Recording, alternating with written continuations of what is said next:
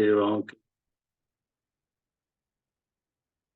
सेवाओं के साथ साथ बेहद की वैराग्य वृत्ति द्वारा पुराने व व्यर्थ संस्कारों से मुक्त बनो। तो जो आज की मुरली है, बाबा ने वैराग्य वृत्ति, बेहद की वैराग्य वृत्ति क्या होती है, उसके लिए हम बच्चों को बताया है कि बेहद की वैराग्य वृत्ति अगर तुम बच्चों में अभी नहीं है, तो बाकी आत्माओं में, संसार की आत्माओं में भी बेहद की वैराग्य वृत्ति नहीं रहेगी। तो उसके लिए क्या क्या हमारे अंदर धारणाएं होनी चाहिए, इस वजह से बाबा ने कारण बताए कि बेहद की वैराग्य वृत्ति नहीं होने का कारण क्या है। तो बाबा के शब्दों में ही बाबा की मुरली हम पढ़ते हैं, और एक पैराग्राफ में हम जब एक पैराग्राफ पूरा करेंगे, तो जिन भी आत्माओं ने, भाई बहनों ने मुरली पढ़ी है पहले, और उनका कुछ चिंतन है इसमें, तो चिंतन को ऐड कर सकते हैं, चिंतन बता सकते हैं कि इससे हमें ये टचिंग हुई, या हमारा, हमने इससे ये एसेंस निकाला है मुरली से।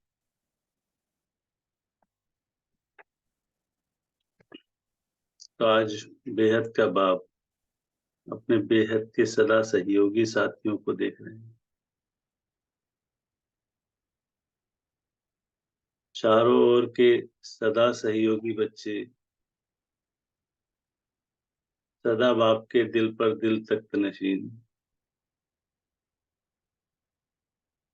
निराकार बाप को तो अपना अकाल तख्त भी नहीं है, लेकिन तुम बच्चों को कितने तख्त हैं। तो बाप दादा तख्त नशीन बच्चों को देख सदा हर्षित रहते हैं। वहां मेरे तख्त नशीन बच्चे, बच्चे बाप को देख खुश होते हैं।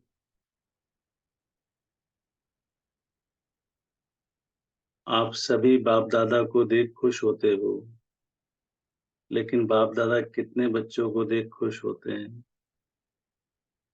क्योंकि हर एक बच्चा विशेष आत्मा है, चाहे लास्ट नंबर भी है, लेकिन फिर भी लास्ट होते भी विशेष कोटों में कोई में कोई की लिस्ट में है।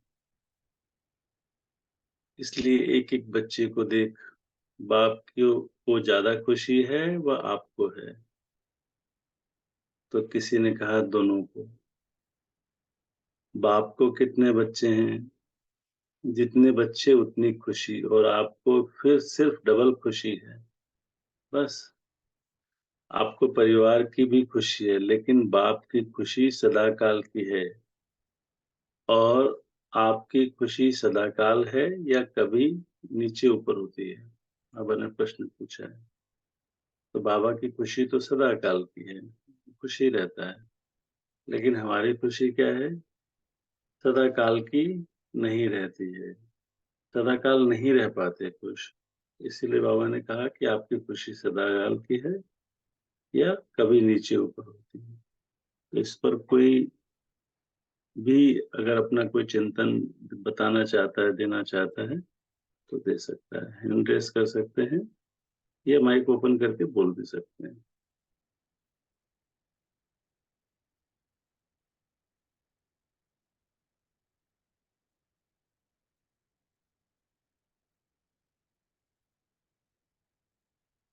चलिए हम आगे बढ़ते हैं।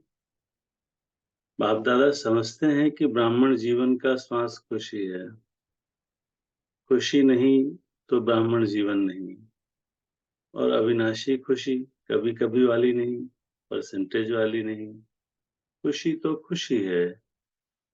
आज 50% खुशी है, कल 100% है।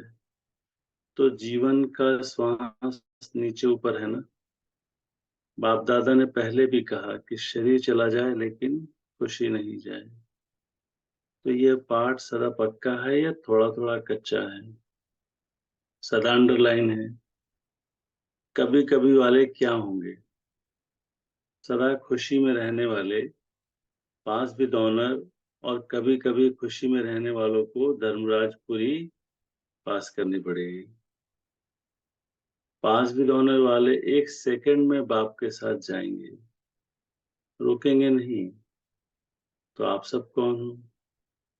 साथ चलने वाले या रुकने वाले? तो किसी ने कहा साथ चलने वाले। तो बाबा पूछते हैं ऐसा चार्ट है? क्योंकि विशेष डायमंड जुबली के वर्ष में बाप-दादा की हर एक बच्चे के प्रति क्या शुभ आशा है, वह तो जानते हो ना? बाप-दादा ने सभी बच्चों का चार्ट देखा। उसमें क्या देखा कि वर्तमान समय के प्रमाण एक बात का विशेष और अटेंशन चाहिए, जैसे सेवा में बहुत उमंग उत्साह से आगे बढ़ रहे हो और डायमंड जुबली में विशेष सेवा का उमंग उत्साह है, इसमें पास हो। हर एक यथाशक्ति सेवा कर रहे हैं और करते रहेंगे। लेकिन अब विशेष क्या चाहिए? समय समीप है, तो समय की समीपता के अनुसार अब कौन-सी लहर होनी चाहिए? तो किसी ने कहा वैराग्य की। तो कौन-सा वैराग्य? हद का या बेहद का? तो खुशी पर कोई सुनाना चाहता है, कोई अपनी बात रखना चाहता है मुरली से रिलेटेड तो रख सकते हैं। जैसे बाबा ने कहा खुशी तो खुशी है।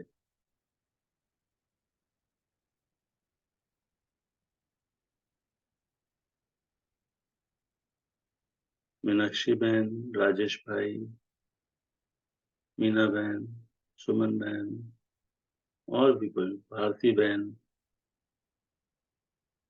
जो हमने पैराग्राफ अभी पढ़ा है। शांति भाई जी। ओम शांति। इसमें जो खुशी की बात की है, तो एक्चुअल में आत्मा तो है ही खुशी, मतलब हमारी खुशी आती जाती रहती है ना।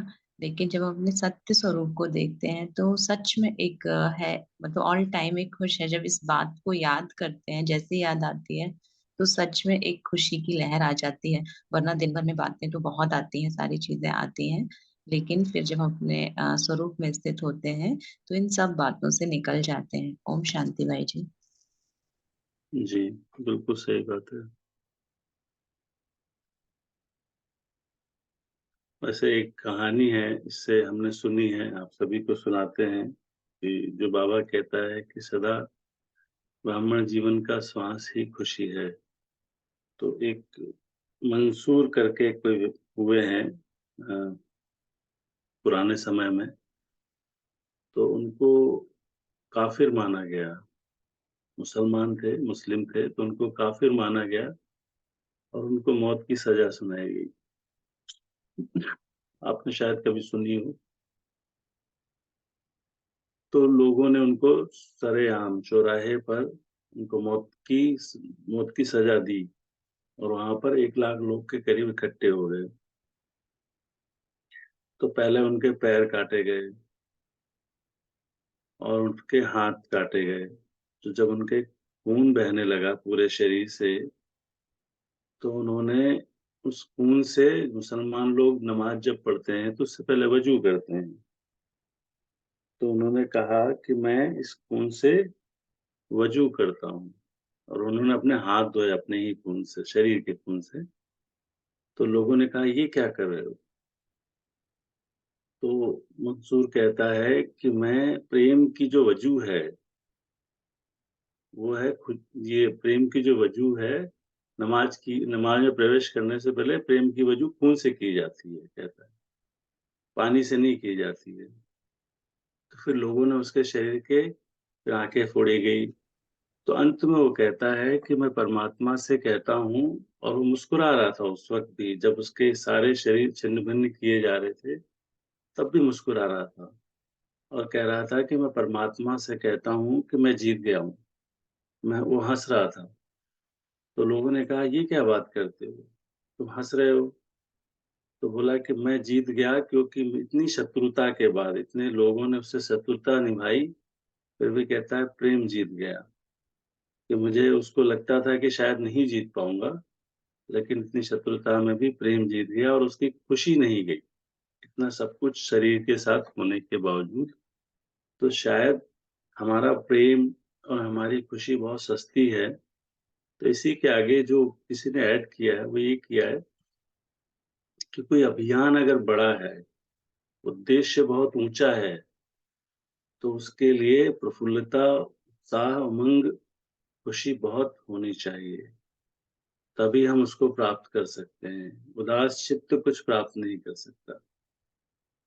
तो शायद इसका मैसेज सभी को क्लियर हुआ हो। फिर आगे बढ़ते हैं हम।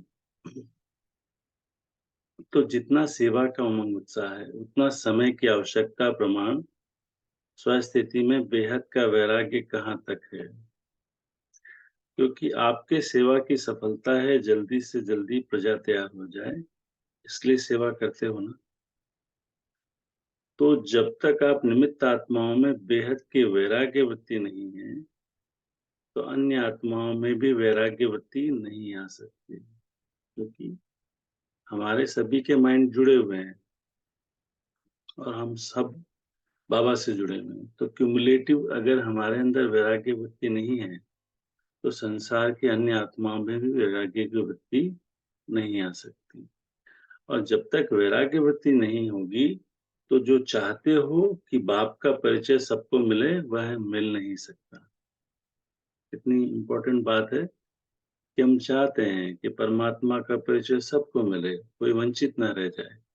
लेकिन बाबा क्या कहते हैं कि वैराग्य वृत्ति अगर नहीं है और हम चाहते हैं कि बाबा का परिचय सबको मिले, तो वह नहीं मिल सकता। वहद का वैराग्य सदा काल का वैराग्य है। तो सदा काल का क्यों है? कंडीशनल नहीं है कि अभी वहद का वैराग्य है थोड़ी देर के लिए, फिर हद का हो गया, फिर हम संसार में चले गए। ऐसा नहीं है। अगर समय प्रमाण व सरकमस्टेंस प्रमाण वैराग्य आता है, तो समय नंबर 1 हो गया और आप नंबर 2 हो गए।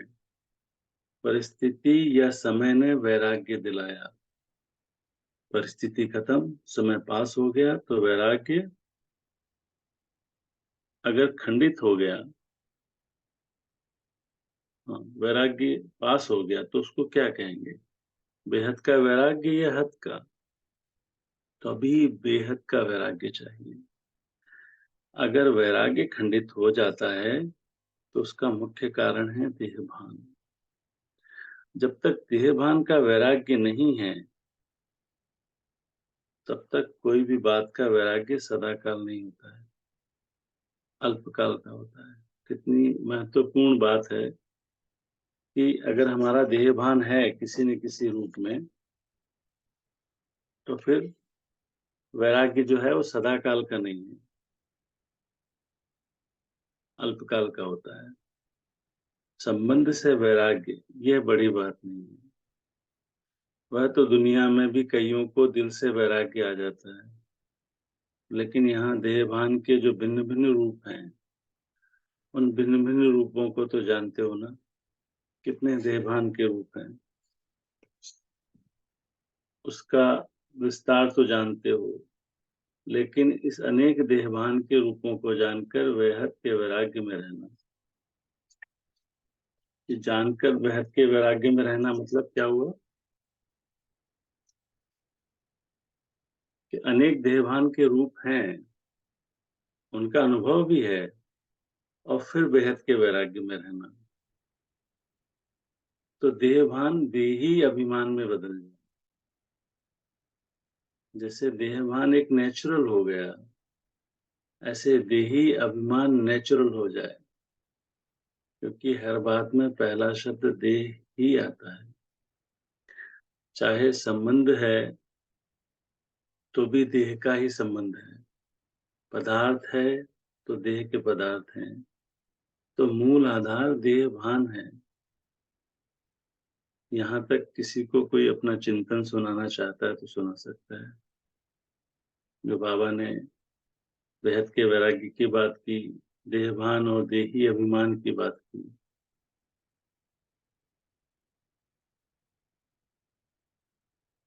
राजेश भाई जी, ओम शांति।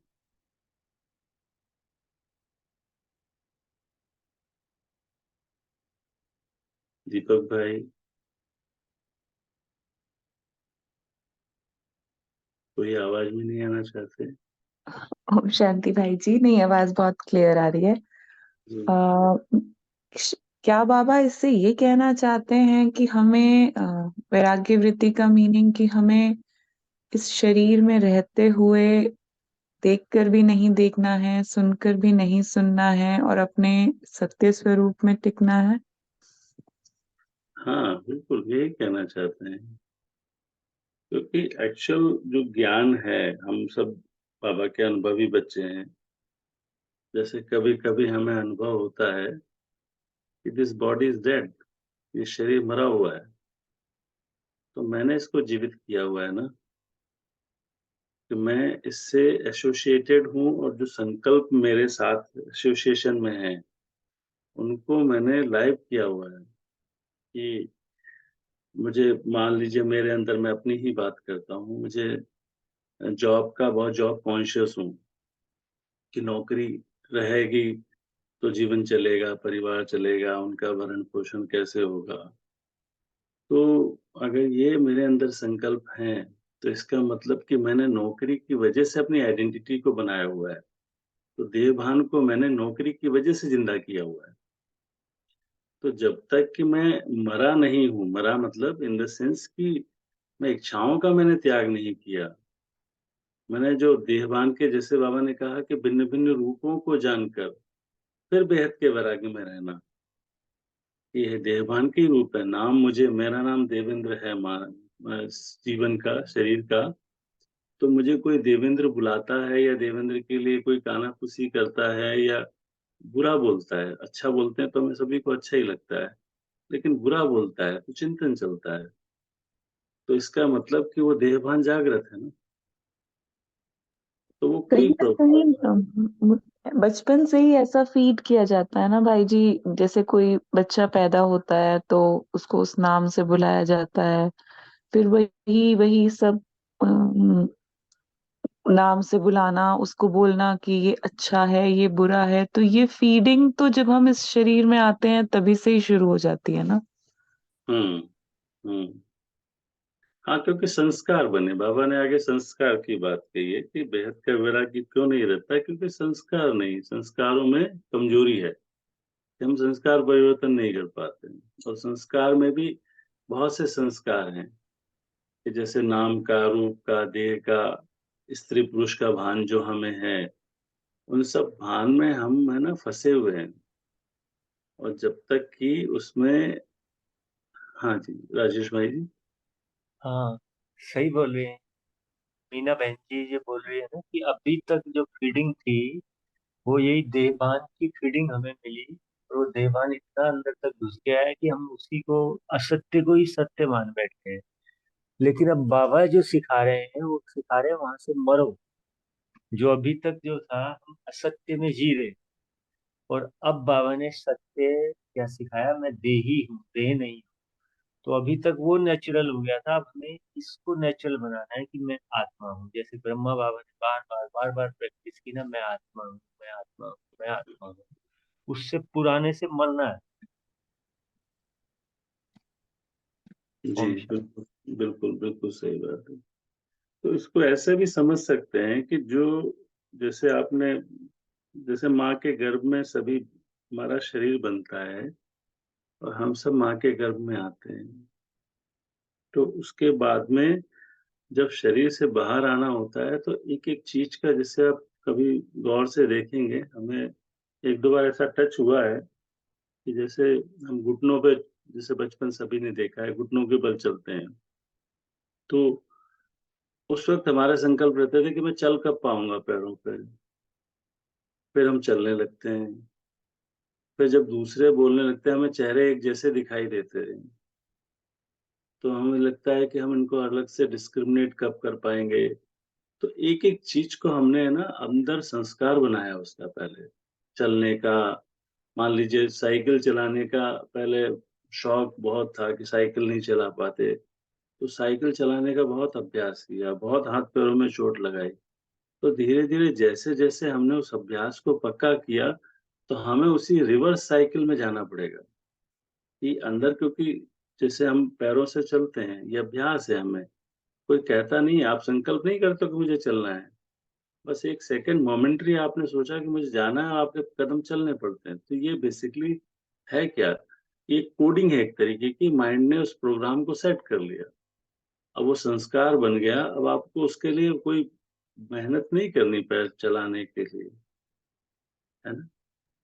तो भाई ऐसे जी, हम कुछ प्रैक्टिसेस जो आप करते हो वो आप औरों के साथ भी शेयर कीजिए, जिससे ये भी नेचुरल हो जाए।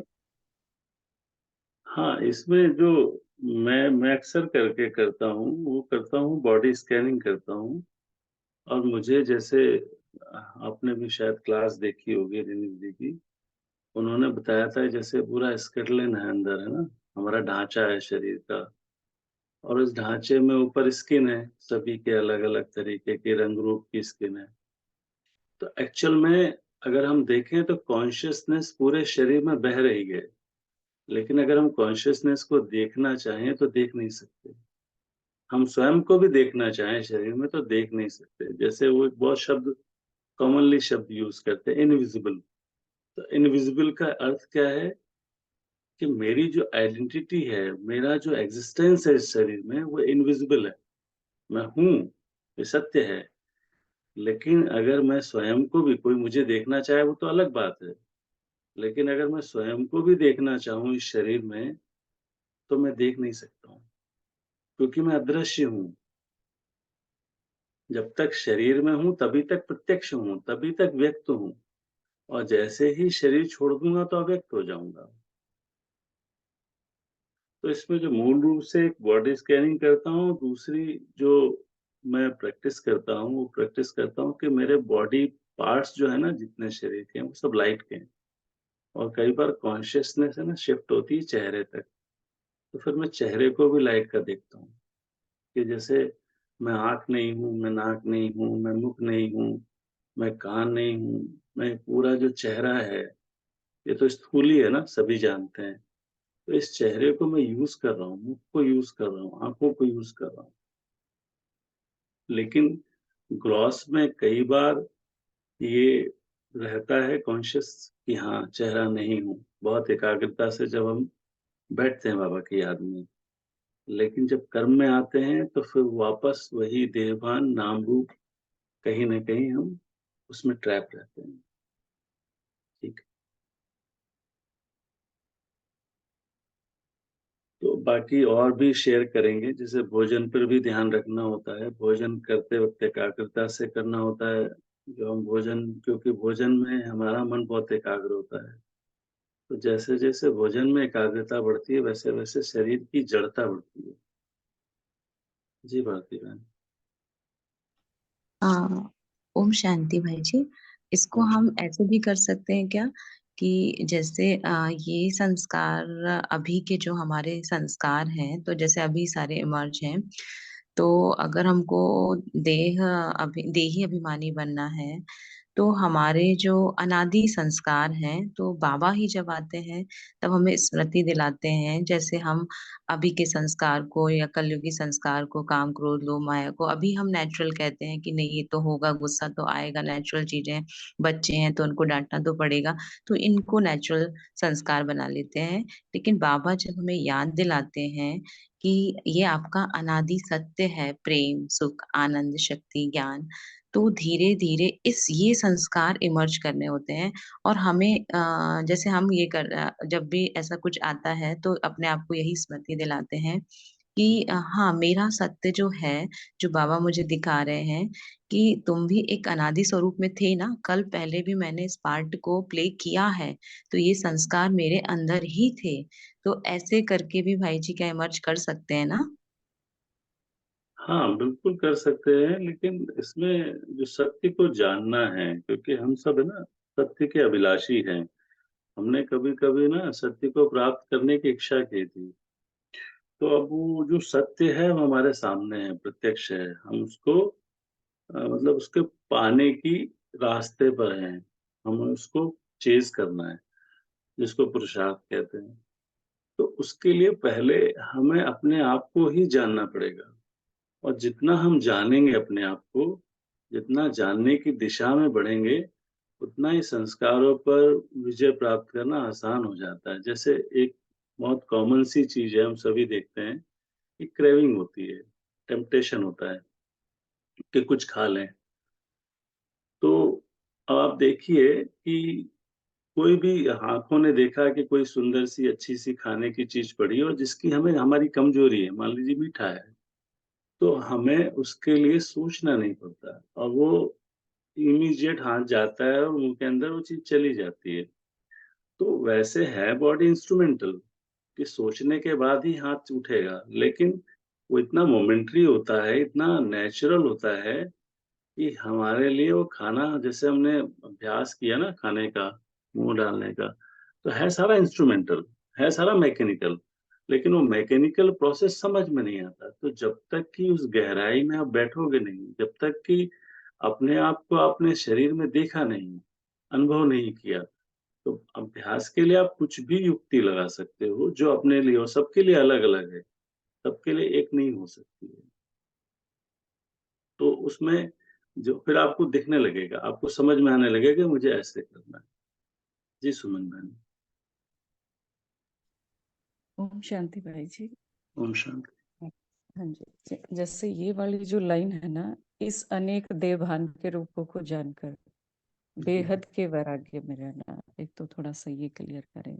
जो मुझे समझ में आया है वो जैसे बेहद का वैराग्य है ना, जो हद का वैराग्य है वो हुँ, भी हमें जैसे कहानियों के द्वारा पता है, महात्मा बुद्ध का और भर्तृहरि का भी सुन रखा है हुँ, कि हुँ, कुछ ऐसा व्यवहार हुआ, मौत को उन्होंने देखा, माना सच्चाई उनके सामने आई, तो हुँ, उनको वैराग्य हुआ कि ये दुनिया झूठ है, हुँ, जो सच्चाई है वो मैं आत्मा हूँ। हुँ, तो ये ज्ञान बाबा भी हमें देता है, तो हमें भी फिर वैराग्य होता है। वैराग्य का मतलब कि राग से मतलब अटैचमेंट नहीं होना या प्रेम नहीं होना, आकर्षण नहीं होना। ये हुँ, ये मानेंगे ना भाई जी? बिल्कुल तो ठीक है।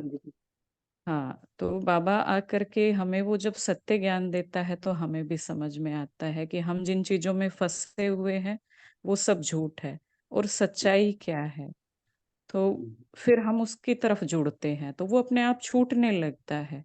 तो जो बाबा कह रहा है, लेकिन संस्कार कितने पक्के हो गए हैं इस अनेक देह भान के रूपों को जानकर।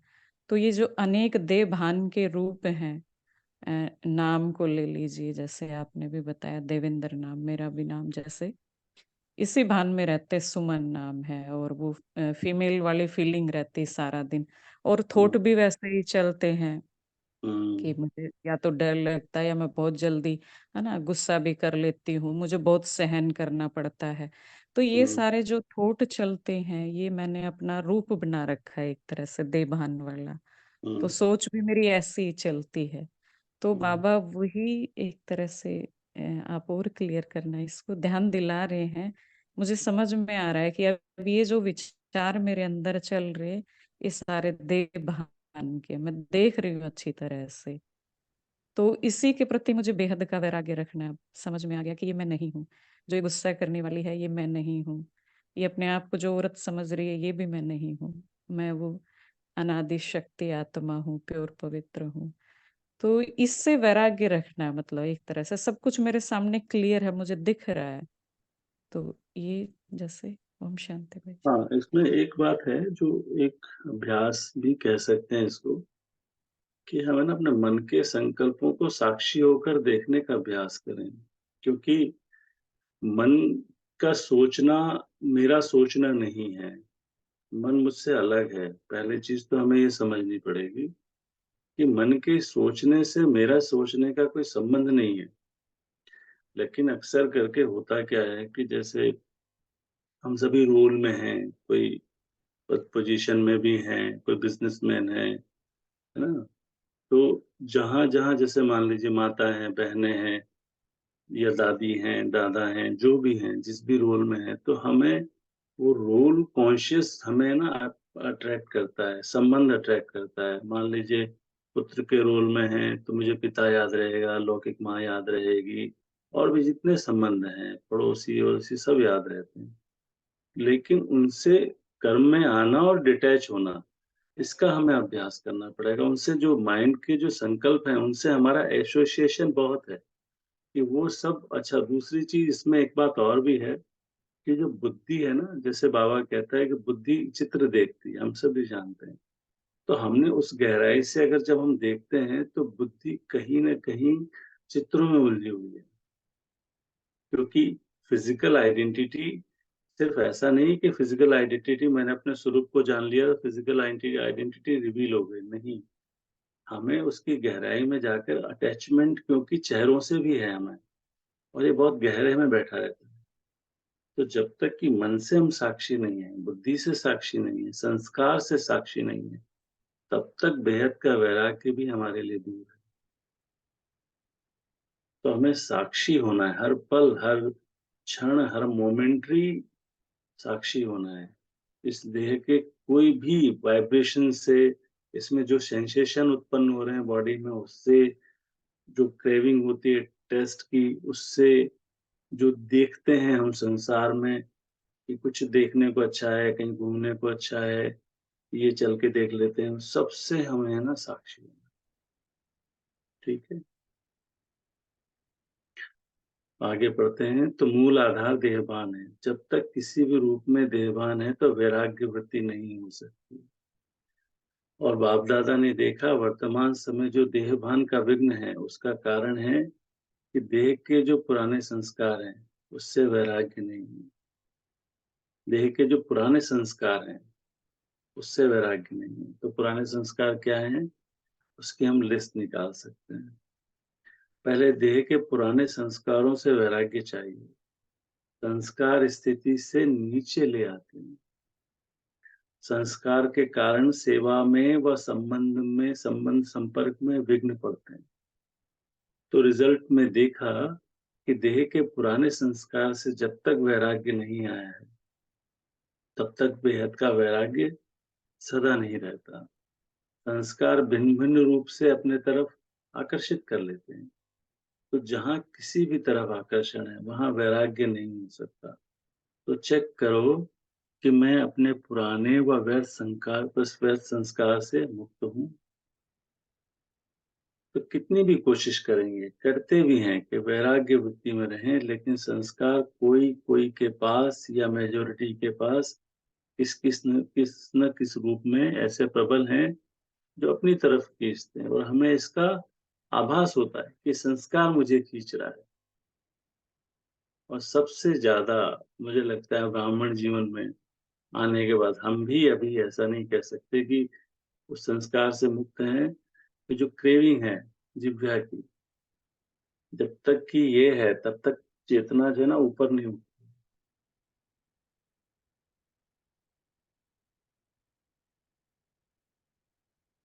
तो पहले पुराने संस्कार से वैराग्य। संस्कार ना चाहते भी मर्ज हो जाते हैं। क्यों?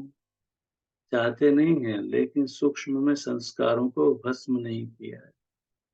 भस्म करने का मतलब कि हमने उन संस्कारों पर लाइट नहीं डाली, उन संस्कारों को अभी तक चेक नहीं किया। ये संस्कार जो मुझे खींच रहा है, ये खींच क्यों रहा है? इसकी तरफ मेरा आकर्षण क्यों है? क्योंकि मैं तो आत्मा हूँ।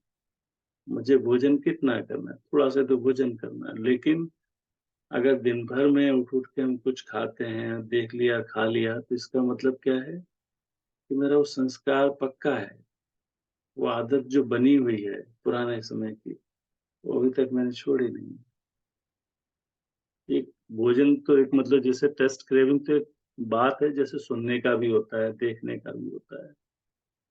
ये सब संस्कार हमने अपना लिए। कहाँ न कहाँ अंश मात्र रहे हुए हैं, छुपे हुए हैं। तो वह समय पर ना चाहते हुए भी मर्ज हो जाते हैं। फिर कहते हैं चाहते तो नहीं थे, लेकिन क्या करें, हो गया, हो जाता है। ये कौन बोलता है? देह भान या देही अभिमान? अब ये बहुत इंटरेस्टिंग बात है। बाबा ने जो कही है, इसको हम चेक कर सकते हैं कि क्या करें, हो गया, हो जाता है, ये कौन बोलता है? देहभान बोलता है या देही अभिमान बोलता है? किसी को टच होती है लाइन?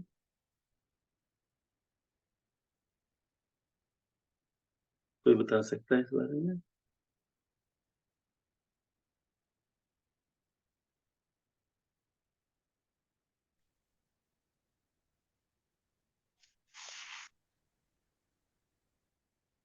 दीपक भाई। हो जाता है। जी भाई। देहभान बोलते देहभान बोलता है। देवभान बोलता है। अगर अगर देही अभिमानी होंगे तो फिर हो जाता है, यानी फिर तो स्वराज्य अधिकारी होगा, फिर तो पूरा अधिकार होगा। जब देह भान में आते हैं तब हो जाता है।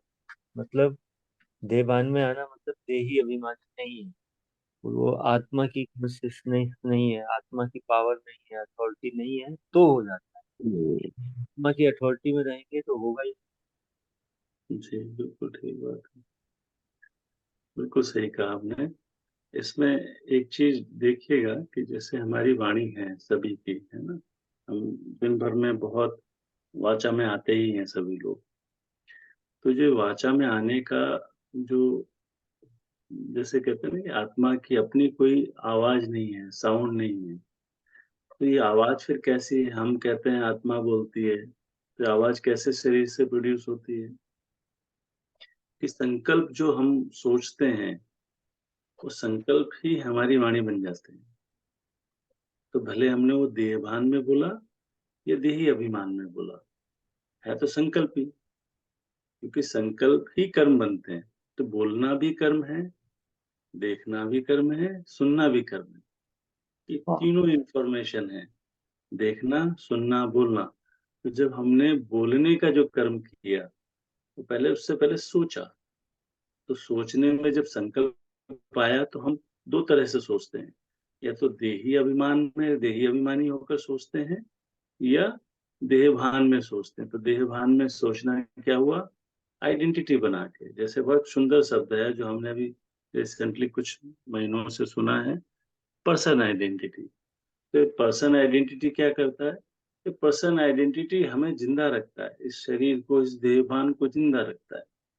और ये कॉन्शियसनेस में पर्सन बनकर जीते हैं। जबकि हम जानते हैं कि हम कोई भी यहाँ शरीर नहीं है। ये हमने पाठ पढ़ा है, पढ़ भी रहे हैं। फिर भी वो जो पर्सन आइडेंटिटी है, वो पर्सन आइडेंटिटी अपना काम करती रहती है। उसको कुछ चाहिए, उसको कुछ सुनना में अच्छा लगता है, उसको वो उसके अंदर जो भाव हैं घृणा के, ईर्ष्या के, द्वेष के, उसको पर्सन छोड़ नहीं पाता है। क्योंकि प्रेम बहुत एक ऊंची अवस्था है, खुशी बहुत ऊंची, हाईएस्ट लेवल ऑफ एनर्जी है। तो उस खुशी में, उस प्रेम में, उस आनंद में रहने के लिए हमें देहभान तो उस तक नहीं ले जा सकता है। तो हमें देही अभिमानी होकर सोचना है, देखना है और सुनना है। जी भारती बहन। भाई जी ये पूछना था, जैसे हम बातों से तो साक्षी हो जाते हैं, लेकिन अगर जब हमें कोई डिसीजन लेना है या कोई बहुत बड़ी बात है और उसमें हमको डिसीजन करना है और उसमें चार लोग भी हैं डिसीजन करने के लिए, तो उस टाइम पर आत्मा तो सोचती है कि हाँ मैं साक्षी हो जाऊं, लेकिन कुछ निर्णय भी लेने पड़ते हैं। तो उस टाइम पर क्या करना चाहिए, कैसे साक्षी होना चाहिए, या क्योंकि जरूरी भी है वो निर्णय लेना भी, तो और सबका सुनना भी। तो अगर हम कई बार मन में ये विचार आता है कि अगर साक्षी हो गए और कुछ हम बोले ही ना, तो इसमें थोड़ा सा बताएंगे भाई जी। देखिए, एक्चुअल में जो योग युक्त स्थिति है ना, कर्मयोगी स्थिति ये है कि आपको संकल्प करना भी नहीं है, क्योंकि हमारे सबके जो ना यूनिवर्सल माइंड है ना, भगवान के साथ कनेक्टेड है। हम सब पहले से जुड़े हुए हैं और हमें पता है। और इसके लिए बाबा कहते हैं, या जैसे हमने अनुभव भी किया होगा, सबका अपना अनुभव होगा, कि जब दुख आता है तो फिर हम भगवान को बुलाते हैं, भगवान को पुकार करते हैं, भगवान की। और जब हम उससे कुछ इच्छा करते हैं तो वो इच्छा हमारी पूरी हो जाती है। तो इसका अभिप्राय क्या है? इसका अभिप्राय ये है कि मेरा माइंड उसके माइंड से कनेक्टेड है। तो जब मेरा माइंड उसके माइंड से कनेक्टेड है, तो जो मैंने विश की, जो मैंने उससे मांगा, वो उसने मेरे लिए दे दिया। तो ये हमेशा नेचुरल रहे, हमेशा नेचुरल रहे। क्योंकि उसको जो आपसे करवाना है वो करवा लेगा, और आपके अंदर भी वही युक्ति आएगी करने के लिए, और आपको लगेगा कि मैंने कुछ किया ही नहीं, उसने करा दिया। और ऐसा अक्सर करके हम सबके साथ होता है। लेकिन वो कांस्टेंट, कंटिन्यूअस ऐसा अभ्यास हमारा हो जाए जिसमें हम एफर्टलेस हम काम करें। जो कराने वाला जैसे वो है, निमित्त है ना, जैसे बाबा कहता है निमित्त, बहुत सुंदर शब्द है। तो निमित्त का मतलब क्या है कि सारा कार्य वो करा रहा है, हम तो केवल इंस्ट्रूमेंट है, अपने आप होगा। हम किसी भी, जैसे कर्मफल का त्याग क्या होता है? कर्मफल का त्याग ये होता है, कुछ भी काम होना है, किया हमने, लेकिन उसके फल की इच्छा नहीं की, एसोसिएटेड नहीं हुए। क्यों नहीं हुए? क्योंकि मैंने कराया नहीं। तो जब मैं कराया नहीं तो मेरा एसोसिएशन भी खत्म हो गया ना। जी शुक्रिया भाई जी, बहुत बहुत शुक्रिया आपका। प्रियंका बहन कुछ कह रहे हैं?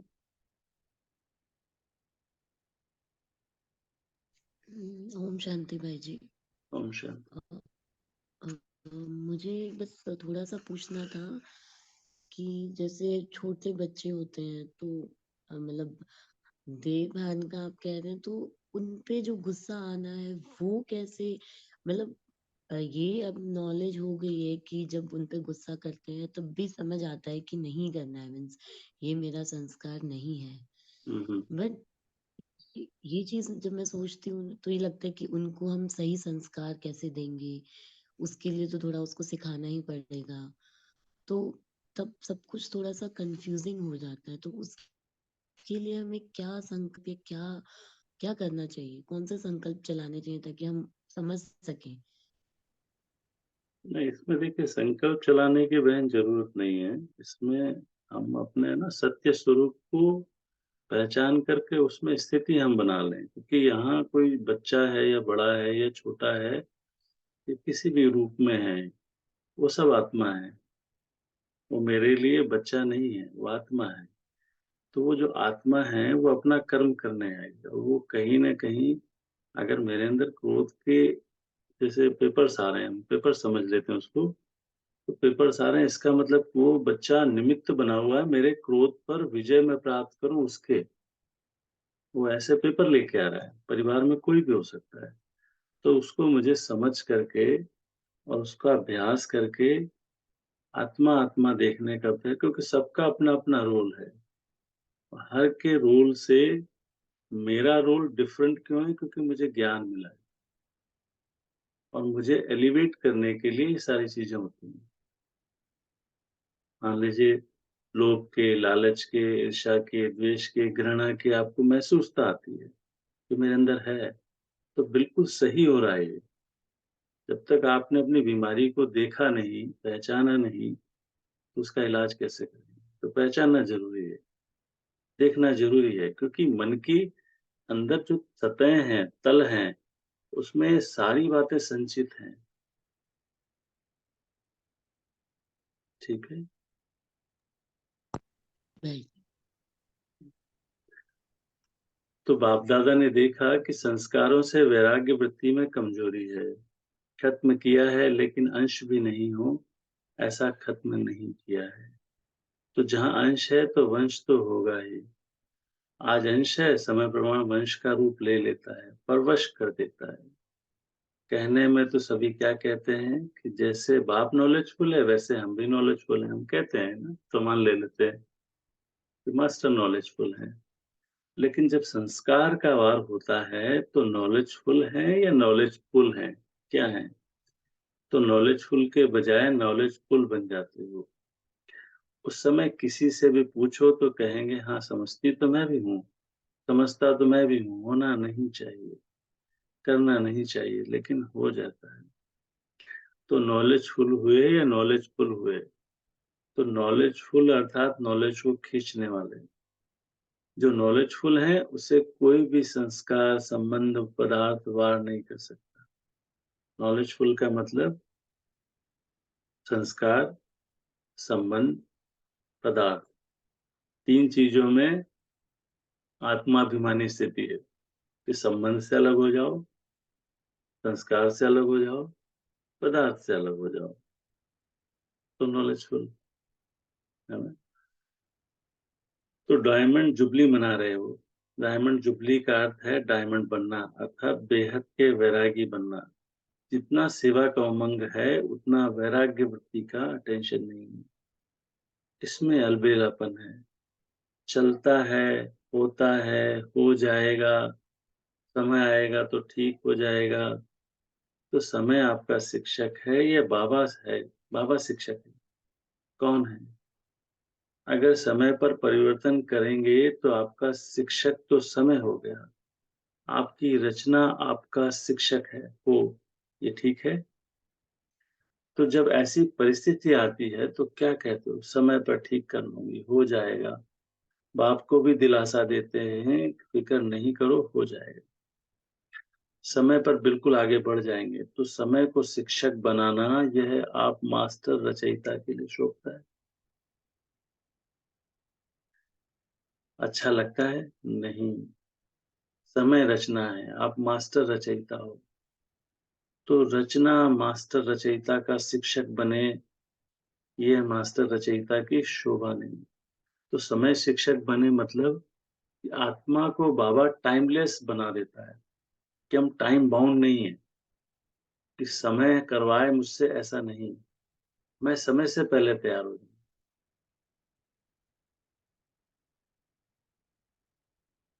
तो अभी जो बाप-दादा ने समय दिया है, उसमें वैराग्य वृत्ति को इमर्ज करो, क्योंकि सेवा की खींचातान में वैराग्य वृत्ति खत्म हो जाती है। क्यों खत्म हो जाती है? क्योंकि हम एक-दूसरे की कमी-कमजोरी का चिंतन करते हैं, प्रदर्शन करते हैं। हमारा उस पर ध्यान जाता है और हमें लगता है ऐसा क्यों? ऐसा क्यों? वैसे सेवा में खुशी भी मिलती है, शक्ति भी मिलती है और प्रत्यक्ष फल भी मिलता है, लेकिन बेहद का वैराग्य खत्म भी सेवा में ही होता है। इसलिए जब अपने अंदर इस वैराग्य वृत्ति को जगाओ, कल पहले भी बने तो आप ही थे कि और थे, आप ही है ना? सिर्फ मर्ज है, उसको इमर्ज करो। जैसे सेवा के प्लेन को प्रैक्टिकल में इमर्ज करते हो, तब सफलता मिलती है ना? ऐसे अभी बेहद के वैराग्य वृत्ति को इमर्ज करो। चाहे कितने भी साधन प्राप्त हैं, और साधन तो आपको दिन प्रतिदिन ज़्यादा ही मिल रहे हैं, लेकिन बेहद के वैराग्य वृत्ति की साधना मर्ज नहीं हो, इमर्ज हो। साधन और साधना का बैलेंस, क्योंकि आगे चल कर के प्रकृति आपकी दासी होगी। सत्कार मिलेगा, सम्मान मिलेगा, लेकिन सब कुछ होते वैराग्य वृत्ति कम नहीं है। तो बेहद के वैराग्य वृत्ति का वायुमंडल स्वयं में अनुभव करते हो कि सेवा में बिजी हो गए हो। जैसे दुनिया वालों को सेवा का प्रभाव दिखाई देता है ना, ऐसे बेहद के वैराग्य वृत्ति का प्रभाव दिखाई देना। तो इसका मतलब कि अंत समय जब हम विनाश के लिए तैयारियां हो रही होंगी, या उससे पहले वैराग्य वृत्ति का वायुमंडल बनेगा। आदि में आप सभी की स्थिति क्या थी? कराची में जब थे, बाहर की कोई सेवाएं नहीं थी, साधन थे, लेकिन बेहद के वैराग्य वृत्ति के वायुमंडल ने सेवा को बढ़ाया। तो जो भी डायमंड जुबली वाले हैं, उन्होंने आदि संस्कार हैं, अब मर्ज हो गए हैं। अब फिर से इस वृत्ति को इमर्ज करो। आदि रत्नों के बेहद के वैराग्य वृत्ति ने स्थापना की। अभी नई दुनिया की स्थापना के लिए फिर से वही वृत्ति, वही वायुमंडल इमर्ज करो। तो सुना क्या जरूरत है? समझा अभी ने? हम सभी ने समझा कि अपने अंदर वैराग्य वृत्ति को जगाएं। हम अपने मन के संकल्पों से जो हमने पहचान बना रखी है, एक पर्सन को जिंदा किया हुआ है, उस पर्सन को पहचान है। वो हम पर्सन नहीं है, हम सूक्ष्म हैं, अनादि हैं, अविनाशी हैं, अजर हैं, अमर हैं, एटर्नल हैं। ये जिह्वा, ये नाक, आंख, मुख, कान, ये चेहरा, ये कलर मैं नहीं हूँ। ये स्त्री, ये पुरुष, ये मैं नहीं हूँ। मैं इससे अलग हूँ। मैं न्यारा हूँ इस शरीर से। ये वाणी भी मेरी अपनी नहीं है। ये वाणी भी वॉइस बॉक्स के थ्रू संकल्पों के आधार से चलती है। ठीक है? अब सुमन बहन पढ़ेंगे। ओम शांति। आप सभी का बहुत-बहुत और बाबा का शुक्रिया। ओम शांति। बहुत बहुत शुक्रिया भाई जी आपका, बहुत अच्छे से आपने एक्सप्लेन किया जी। थोड़ा ऊपर करेंगे बहन, बाबा ने क्या कहा, साधन ही नहीं है और कहो हमको तो वैराग्य है, तो कौन मानेगा, है ना। बाबा क्या कह रहे हैं, साधन हो और वैराग्य हो, है ना, चारों तरफ आपके साधन है और तब आप वैराग्य वृत्ति में रहते हैं, तो तब कोई मानेगा ना कि आपका वैराग्य सच्चा है। वैसे तो वैराग्य है ही, अगर कुछ भी आपके पास नहीं है तो उसमें आपको वैरागी बनने की जरूरत ही नहीं है, क्योंकि साधन आपके पास है ही नहीं। तो बाबा क्या करे, सब कुछ होते हुए आपको वैरागी बनना है। पहले के साधन और अभी के साधनों में कितना अंतर है, बाबा हमसे पूछ रहे हैं। तो साधना छिप गई है और साधन प्रत्यक्ष हो गए हैं। अच्छा है, साधन बड़े दिल से यूज करो, क्योंकि साधन आपके लिए ही है ना। लेकिन साधना को मर्ज नहीं करो। तो बहुत पावरफुल महावाक्य बाबा के। बैलेंस पूरा होना चाहिए। जैसे दुनिया वालों को कहते हो कि कमल पुष्प समान बनो, तो साधन होते हुए कमल पुष्प समान बनो, है ना। जैसे अगर वैराग्य शब्द को लें, वैराग्य का मतलब ही क्या है, जो बाबा ने बहुत अच्छा शब्द दिया है। अगर जिनको वैराग्य शब्द समझ में नहीं आता तो उसको बोल सकते कमल पुष्प समान, है ना। जैसे कमल का फूल न्यारा प्यारा रहता है ना, कीचड़ के अंदर रहते हुए भी सबसे मुक्त है एक तरह से, कोई उसके ऊपर प्रभाव नहीं है। तो बाबा वही कह रहा है, ऐसे आपके अंदर वैराग्य वृत्ति हो, सब कुछ यूज करते हुए।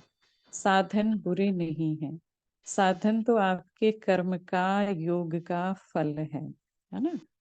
तो लेकिन वृत्ति की बात है, बाबा क्या कह रहे, वृत्ति की बात है कि आप किस भान में रह करके इन साधनों को यूज करते हैं। ऐसे तो नहीं कि साधन के प्रवृत्ति में, है ना, बहुत सारे साधनों का एक तरह से परिवार है आपके पास, एक से बढ़ के एक साधन है। साधनों के वश फंस तो नहीं जाते, है ना। कमल पुष्प समान न्यारे और बाप के प्यारे, यूज करते हुए उन्हों के प्रभाव में नहीं आए न्यारे। अगला बाबा ने जो शब्द दिया है, एक शब्द हमारी समझ में आ गया, वैराग्य शब्द।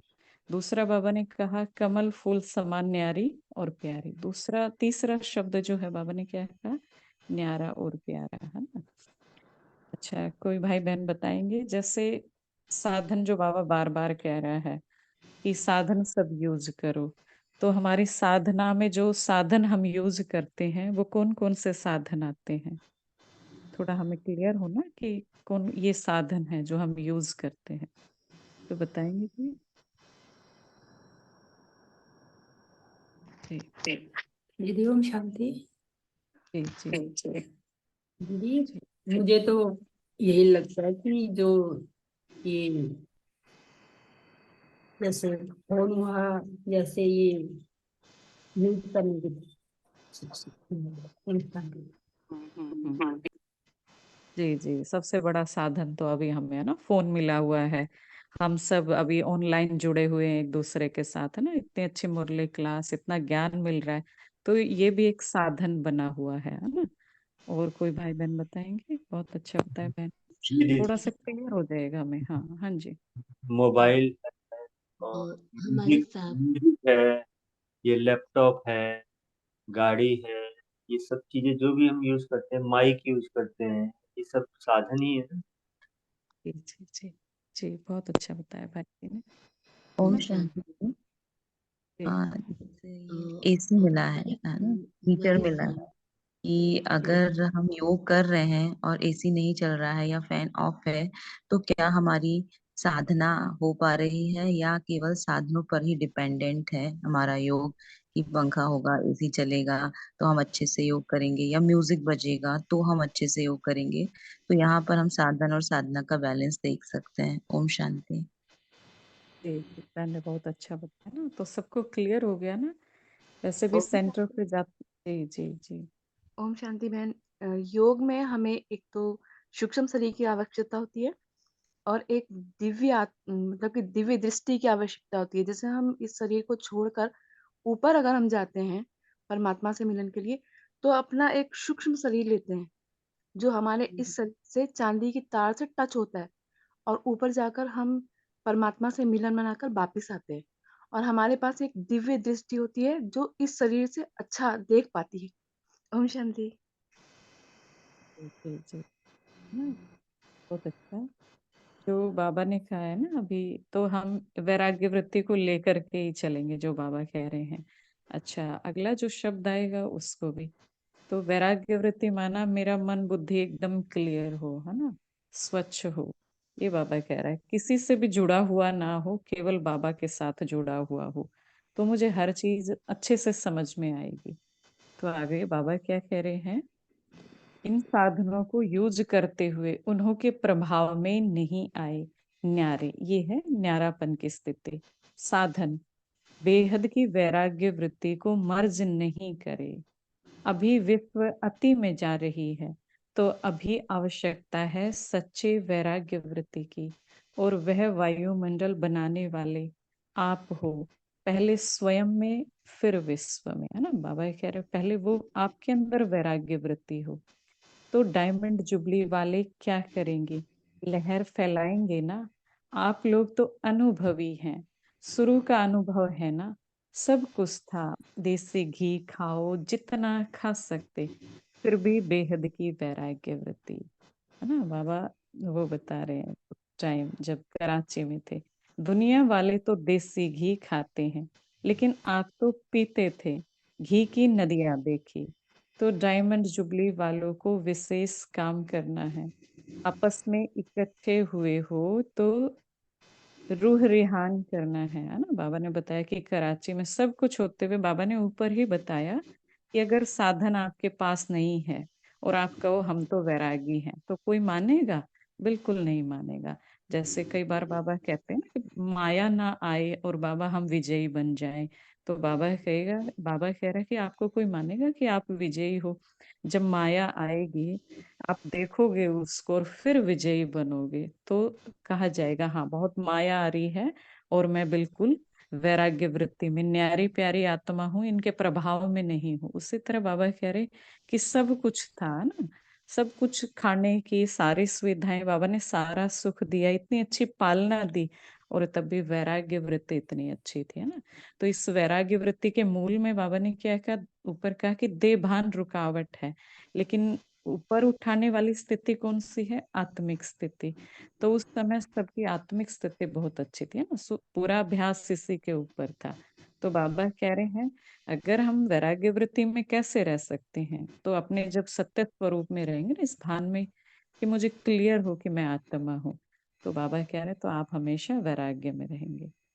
तो डायमंड जुबली वालों को विशेष काम करना है। आपस में इकट्ठे हुए हो तो रू रिहान करना है। जैसे सेवा की मीटिंग करते हो, वैसे इसकी मीटिंग करो। जो बाप दादा कहते हैं, चाहते हैं सेकंड में अशरीरी हो जाएं, उसका फाउंडेशन यह बेहद की वैराग्य वृत्ति है। इसको अंडरलाइन कर लेंगे कि बाबा हमारा जो अभ्यास है वो एक सेकंड में, है ना, अशरीरी हो जाए। तो वो कब होगा, जब कोई भी चीज मुझे खींचे नहीं, केवल एक बाबा खींचे। तो इसी को कहते हैं बेहद की वैराग्य वृत्ति। नहीं तो कितनी भी कोशिश करेंगे, लेकिन सेकंड में नहीं हो सकेंगे, युद्ध में ही चले जाएंगे। और जहाँ वैराग्य है, तो ये वैराग्य है योग्य धर्मी, उसमें जो भी डालो उसका फल फौरन निकलता है। तो क्या करना है, बाबा हमसे पूछ रहे हैं, है ना। सबको क्लियर हो गया ना कि करना क्या है। सभी को फील हो कि बस हमको भी अभी वैराग्य वृत्ति में जाना है। अच्छा, समझा क्या करना है, सहज है या मुश्किल है। थोड़ा थोड़ा आकर्षण तो होगी, है ना। माना वैराग्य नहीं है तो आकर्षण है, कहीं ना कहीं बुद्धि फंसी हुई है, क्या नहीं, साधन अपने तरफ नहीं खींचेंगे। बाबा हमसे पूछ रहे हैं कि अगर कोई चीज मुझको खींच रही है, साधन खींच रहे हैं, अब जो वैराग्य है उसमें सबसे बड़ी जो रुकावट है वो है साधन, है ना? वो खींचेंगे आत्मा को।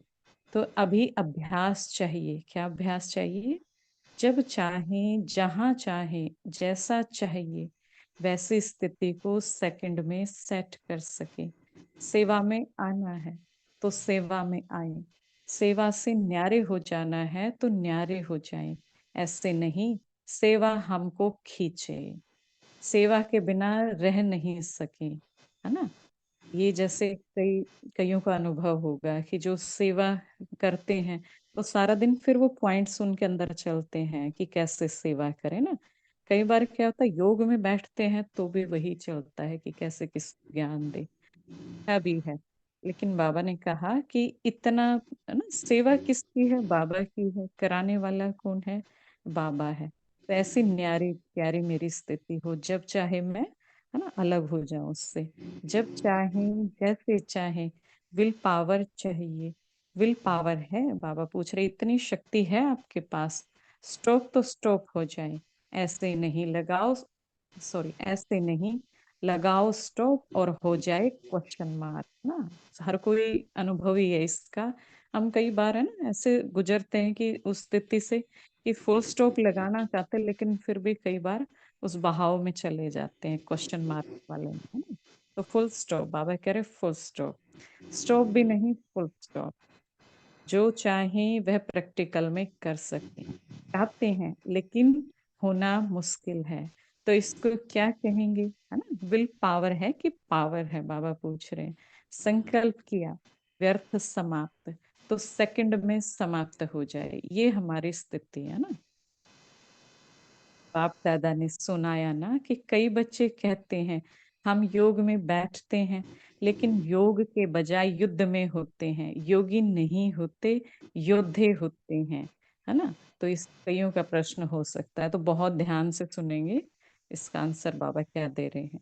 और युद्ध करने के अगर संस्कार बहुत काल रहे तो क्या बनेगी, है ना? अगर इसी तरह के संस्कार मेरे पक्के होते चले गए तो सूर्यवंशी व चंद्रवंशी, सोचा और हुआ, सोचना और होना सेकंड का काम है। इसको कहते हैं विल पावर। बाबा कह रहे ये मेरे अंदर विल पावर हो। विल पावर है कि प्लान बहुत अच्छे बनाते, लेकिन प्लान बनते हैं 10 और प्रैक्टिकल में होते हैं 5। ऐसे तो नहीं होता, है ना? जैसे कल दीदी ने भी बताया था कि हम, है ना, बहुत इस तरह की प्रतिज्ञाएं भी करते हैं बाबा के सामने, और सच में उमंग उत्साह भी आता है, करना चाहते हैं वो चीजें, तो बहुत एक बड़ा लक्ष्य रखते हैं, है ना? तो छोटे छोटे रखने हैं जितना मैं कर पाऊं। तो उससे क्या है, अपनी विल पावर जो बाबा कह रहे हैं ना, वो भी एक हिम्मत आ जाती है अंदर, हाँ, कि मेरे अंदर ये विल पावर है इसको करने की। तो फिर मैं छोटे छोटे जब कदम आगे बढ़ाऊंगी तो वो कर पाऊंगी। तो बाबा क्या करे, सोचते बहुत अच्छा है, यह करेंगे, यह होगा, यह होगा, लेकिन प्रैक्टिकल में अंतर पड़ जाता है। तो अभी ऐसी विल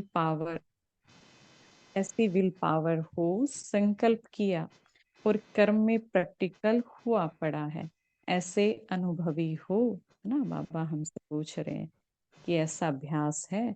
नहीं तो देखा जाता है अमृत वेले जब बाप से रू रिहान करते, बहुत अच्छी अच्छी बातें बोलते हैं, यह करेंगे, यह करेंगे, और जब रात होती तो क्या रिजल्ट होती, है ना? सुबह तो बहुत अच्छा लक्ष्य रखा कि आज पूरा दिन बाबा, है ना, पूरा अटेंशन बाबा की तरफ रहेगा, किसी के प्रभाव में नहीं आएंगे, चाहे कुछ भी हो जाए, है ना? बाप को खुश बहुत करते हैं, बातें इतनी मीठी मीठी करते हैं, इतनी अच्छी अच्छी करते हैं, बाप भी खुश हो जाते हैं। वहां मेरे बच्चे, है ना, कहते हैं बाबा बस आपने जो कहा ना, होना ही है, हुआ पड़ा है। बहुत अच्छी अच्छी बातें करते हैं। कोई तो बाप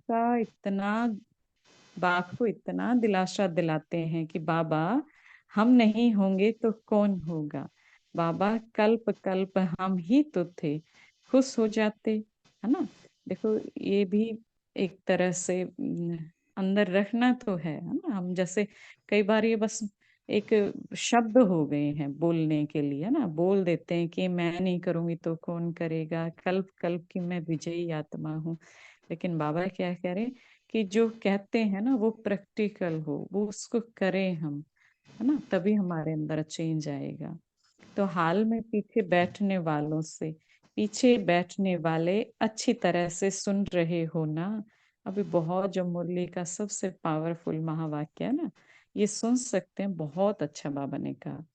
तो बाबा ने क्या कहा, आगे वालों से पहले पीछे वाले करेंगे, बैठे पीछे हो लेकिन सबसे समीप दिल पर हो। क्यों?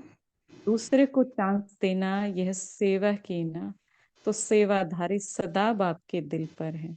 कभी भी ऐसे नहीं सोचना कि हम भी अगर दादियाँ होती ना तो जरा सा ना हमको भी चांस मिल जाता बाबा के पास जाने का, बाबा के नजदीक बैठने का, या देखो साकार में हम भी होते बाबा के साथ। तो सबके आता है ना। तो देखो बाबा ने कितना अच्छा किया है। वो भगवान है ना, परम पिता है, तो उसके लिए सारे बच्चे बराबर हैं। लेकिन सामने तो क्या दिल पर हो, तो हमेशा यही समझना है कि मैं बाबा के दिल में हूँ। और दिल भी साधारण दिल नहीं, तख्त है ना। तो बैठना कहाँ? तो दिल तख्त नसीन है ना। कहाँ भी बैठे हो, चाहे इस कोने में बैठे हो, चाहे नीचे बैठे हो, चाहे कैबिन में बैठे हो, लेकिन बाप के दिल पर हो, है ना। देखो कितना अच्छा बाबा ने कहा। तो इसको पक्का कर लेना, चाहे मैं कहीं भी हूँ, है ना, चाहे लास्ट में आई हूँ, चाहे, है ना, कई बार होता है हमने तो ना अव्यक्त बाप दादा को देखा ना साकार में मिलन हुआ, लेकिन मैं हूं ही सदा बाबा के दिल तख्त पर, है ना। तो ऐसे थोड़ा सा एक रह गया चिंतन था कि जो वैराग्य शब्द बाबा ने दिया है, तो जो भगवत गीता का मेरा एक श्लोक है और वो बहुत फेवरेट है। उसमें अर्जुन ने भगवान से पूछा कि जो मन है वो बहुत चंचल है, उसको कैसे वश में किया जा सकता है। तो भगवान ने उसका बहुत अच्छा जवाब दिया था कि अभ्यास से और वैराग्य से मन को वश में किया जा सकता है। तो जो बाबा ने पहला शब्द हमें वैराग्य बताया ना, चाहे चंचल मन बोलो चाहे उसको देह भान बोलो, है ना, क्योंकि मन चंचल क्यों हो गया है? क्योंकि उसके अंदर वो देह भान वाले सारे संस्कार हैं, है ना, इसीलिए मन चंचल है। उसको देह भान ओम भी बोल शांति सकते दीदी। हैं। जी जी ये थोड़ा सा वैराग्य के बारे में बताओ, वैराग्य है क्या? जी जी। हाँ, 1 मिनट मैं इसको पूरा कर लेती हूँ फिर बताती हूँ आपको, है ना। जी। तो मुझे खुद ये चीज समझ में आई। तो उसमें दो शब्द हैं, एक तो वैराग्य है और एक अभ्यास है। तो जो दूसरा शब्द बाबा ने साधना शब्द लिया ना, तो वो मुझे अभी पता चला। साधना शब्द, हम जैसे साधना शब्द बोलते ना, साधना करना, खुद को तपाना, तपस्या करना, या जो मेरा एक लक्ष्य मैंने निर्धारित किया है उसके प्रति लगातार अभ्यास करते जाना। ये मुझे अब पता चला कि लगातार उसके प्रति अभ्यास करते जाना। तो बाबा ने आज एक इमर्ज शब्द लिया है कि जो मेरे आदि के संस्कार हैं उनको इमर्ज करना, वो मैं अभ्यास कर रही हूँ लगातार, है ना। तो साधना का मतलब यही समझ में आया। जो भगवत गीता में वो जो दूसरा शब्द आया है ना, वैराग्य तो क्लियर है, दूसरा शब्द है अभ्यास। तो बाबा ने वो अभ्यास शब्द ना लेकर के आज शब्द लिया है साधना। तो साधना का मतलब क्या है कि जो मेरा लक्ष्य है उसके प्रति लगातार मैं अभ्यास करती जाऊं, अभ्यास करती जाऊं। माना मेरे जो आदि संस्कार है, अनादि संस्कार है आत्मा के, उनका मैं लगातार अभ्यास करती जाऊं, अभ्यास करती जाऊं, और मेरे अंदर वैराग्य हो, है ना। तो जो बहन पूछ रही है वैराग्य, वैराग्य दो शब्दों से मिलके बना है, वी जमा राग। राग का मतलब होता है अटैचमेंट या आकर्षण। जैसे हमें जो हमारे संबंधी हैं उनका भी आकर्षण है, पदार्थों का भी आकर्षण है, जो बाबा ने कहा साधन है उनका भी आकर्षण है, अपना खुद का देह का सबसे बड़ा आकर्षण है, खाने का भी आकर्षण है, देखने का, हर चीज खींचती है हमें, है ना। तो बाबा ने आकर के जो ज्ञान दिया उससे मुझे समझ में आया कि मैं कहाँ फंसी हुई हूँ। आकर्षण माना फंसना, है ना। तो मुझे जो आकर्षण किसका होना चाहिए? शिव बाबा का ना, अपनी आत्मिक स्थिति का, वो मुझे खींचे, उनसे मुझे प्यार हो, है ना। सत्य ज्ञान मुझे मिल गया कि सत्य क्या है, समझ में आ गया। ये सारी चीजें जो मुझे खींच रही, इसने तो मुझे बांध दिया है, तो अब मुझे समझ में आ गया, इसलिए इन सब के प्रति अब मेरे अंदर वैराग्य आ गया है, तो इसलिए इसको वैराग्य कहेंगे, है ना। समझ में आ गया बहन? जी, मतलब सारी चीजों को छोड़ देना और सिर्फ एक बाबा को याद रखना, मतलब एक तरह सन्यासी हो जाता है।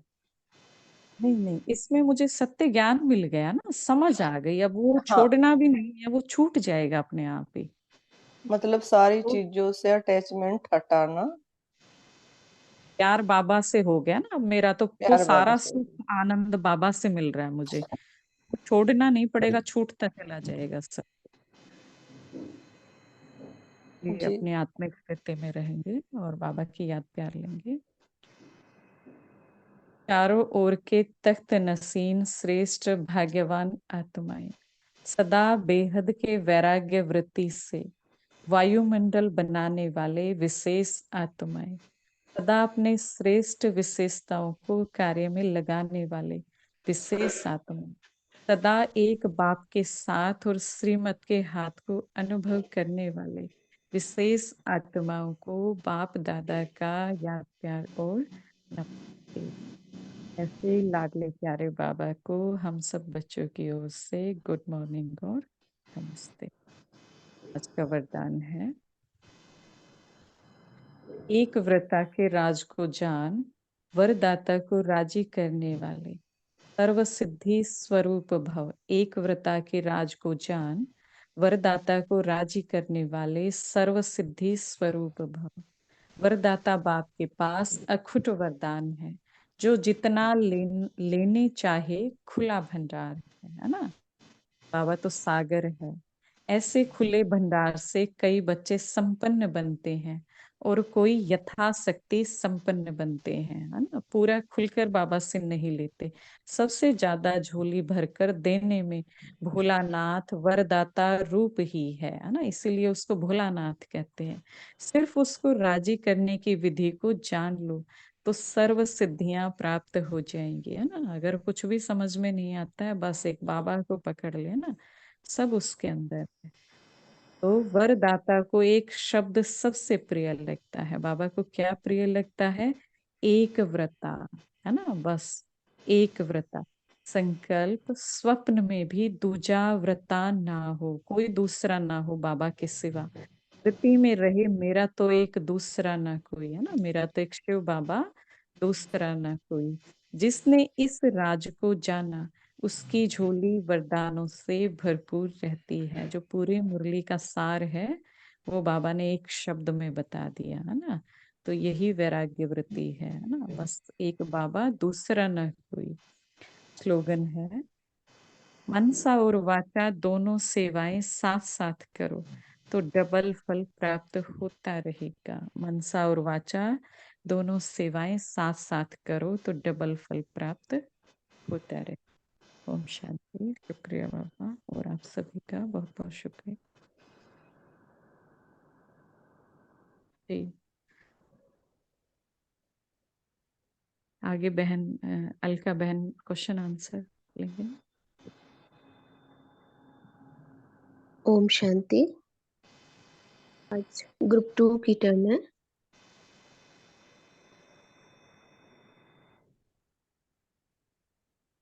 शब्द सही करना है।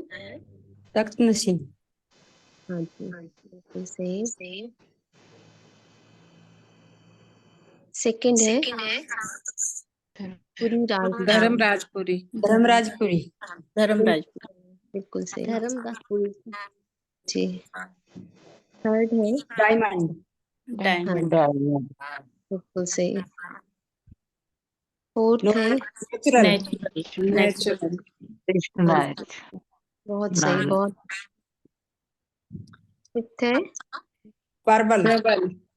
जी, बिल्कुल बहुत सही।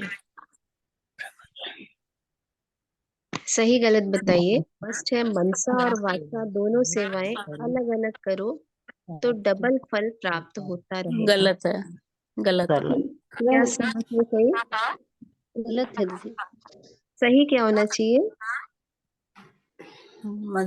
मनसा और वाचा दोनों सेवाएं साथ साथ करो साथ तो साथ करो। डबल फल प्राप्त हाँ होगा। मनसा सेवा साथ साथ करना दीदी। जी जी। वाचा में। सेकंड है वरदाता आपके पास अकुट वरदान है, जो जितना लेना चाहे खुला भंडार है। वरदाता बाप की अखंड बात। बाप वरदान। के पास, हाँ जी, हाँ सही बाप। है। सही है दीदी। हाँ जी, ठीक। थर्ड है वायुमंडल बनाने वाले आप हो, पहले स्वयं में फिर विश्व में। सही है। ये सही सही है। है दीदी। हाँ जी जी। सही है। हाँ जी, ठीक। फोर्थ है जो नॉलेजफुल हुए हैं उसे कोई भी संस्कार संबंध पदार्थ वार कर सकता है। नहीं, गलत है, नहीं गलत है कर दीदी। सकते। नहीं कर सकता है, हाँ जी, बिल्कुल सही। अब क्वेश्चन है फर्स्ट, ब्राह्मण जीवन का श्वास क्या है? खुशी। हाँ ब्राह्मण जी, जीवन का श्वास है खुशी। जी। क्वेश्चन 2 है, एक स्क्रॉल करिए बहन।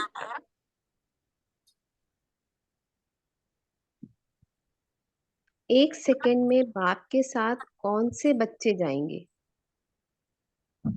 ये पावरफुल। हाँ जी, पावरफुल, ठीक है। मुरली में क्या आया है? दीदी knowledgeful. Knowledgeful. Pass with honour वाले। हाँ जी, हाँ जी, पास विद ऑनर वाले बच्चे जी। जो सदा खुशी में रहते हैं। क्वेश्चन 3 है, डायमंड जुबली का अर्थ क्या है? जिसमें सेवा का उमंग उत्साह है, विशेष सेवा का उमंग उत्साह है। हाँ जी, और ट्राई करेंगे। बेहद की वैराग्य वृत्ति। हाँ जी, बिल्कुल सही। डायमंड बनना अर्थात बेहद की वैराग्य वृत्ति। नेक्स्ट क्वेश्चन है, वरदाता को एक शब्द सबसे प्रिय लगता है, वह कौन सा है? एक व्रता। हाँ जी, एक व्रता। हाँ जी, बिल्कुल सही। फिर लास्ट क्वेश्चन है, विल पावर किसे कहते हैं? सोच। हाँ जी, संकल्प किया व्यर्थ समाप्त हो तो सेकंड में समाप्त हो जाए। हाँ जी, हाँ। और कोई? ओम शांति दीदी। विल पावर इसे कहते हैं, जैसे मैं ये काम कर सकती हूँ, मेरे अंदर ये विल पावर है, मैं कर सकती हूँ ये काम। Om Shanti. Will power means stop तो स्टॉप हो जाए। ऐसे नहीं स्टॉप लगाओ और हो जाए क्वेश्चन मार्क फुल स्टॉप। जी। स्टॉप में भी फुल स्टॉप। हाँ जी, हाँ जी, मतलब सोचा और हुआ। सोचना और होना सेकंड का काम है, ये मतलब हमने सोचा और तुरंत काम किया। हाँ जी, ग्रुप 2 का बहुत बहुत धन्यवाद, बहुत अच्छे से आपने सेवा दी। ओम शांति। ओम शांति। ओम शांति। दीदी ओम शांति। ओम शांति दीदी बाबा। ओम ओम शांति शांति। दीदी। ओम शांति। ओम शांति भैया। ओम शांति दीदी। ओम शांति भैया। सभी दिव्य आत्माओं को ओम ओम शांति शांति। दी, ओम शांति भैया।